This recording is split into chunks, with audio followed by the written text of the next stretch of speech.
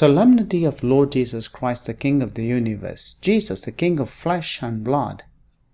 Teach us what it means to be human, to find divine life in our own lives of flesh and blood.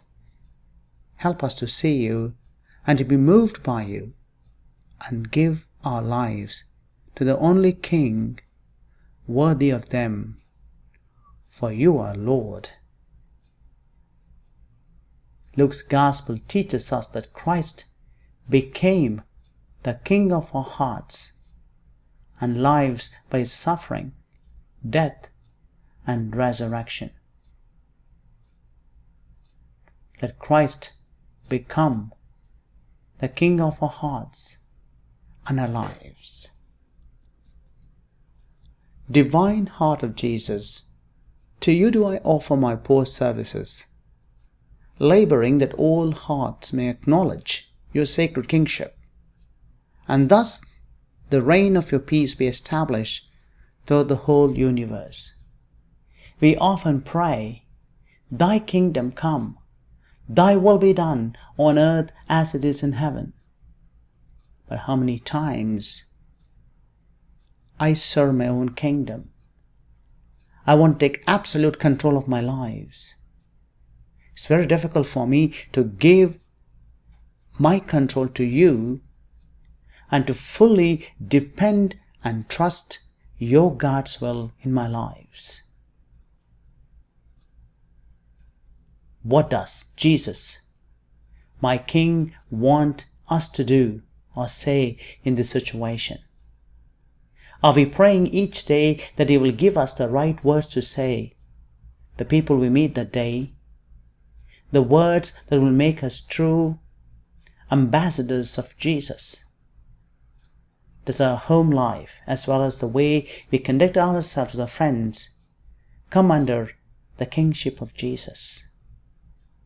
Or do we try to please ourselves, take control of our lives, and forget to see the kingship of Lord in our lives?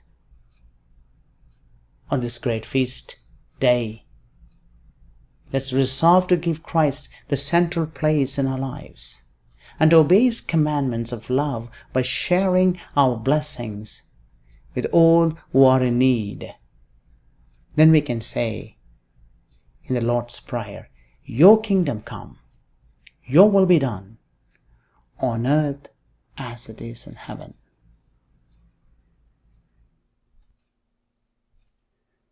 On the solemnity of Christ the King, let's earnestly ask God,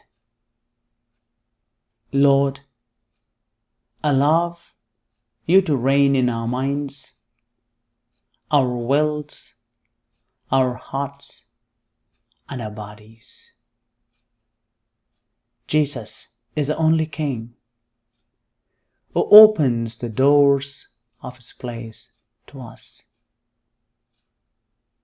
May we recognize Him as the King of the universe. May He reign our lives till the end. O Jesus Christ, we acknowledge You as universal King. All that has been made has been created for You. Exercise all Your rights over me. We renew our baptismal vows. We renounce Satan, his palms, his works. We promise to live as good Christian. In particular, do we pledge ourselves to labor to the best of our ability for the triumph of the rights of God and of Your church. Divine Heart of Jesus, to You do we offer our poor services, laboring that all hearts may acknowledge Your sacred kingship, and thus the reign of Your peace be established throughout the whole universe. He delivered us from the power of darkness and transferred us to the kingdom of His beloved Son, Colossians chapter 1 verse 13. Remember that nothing is small in the eyes of God. Do all that you do with love, says Teresa of Lisieux. On this feast day, may God grace us to focus our life with love, that nothing is small in the eyes of God. May we be empowered by love, by service, to serve God's kingdom on this earth. No duty is more urgent than that of returning thanks, says St. Ambrose. I believe that God helps those who set out to do great things for His sake, and never fails those who trust in Him alone, says Teresa of Avila. Jesus' obedience to His Father earned us redemption and reconciliation with God. In his letter to the Colossians, Paul talks about it as our deliverance from darkness. By Christ was Himself the fullness of light and the complete revelation of God. The words we say about Jesus in our creed echo the words of the hymn that Paul included in his letter.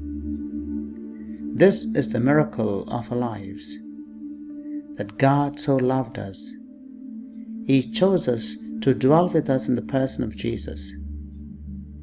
The best gift we could give in return is our own obedience as we follow the example of Jesus.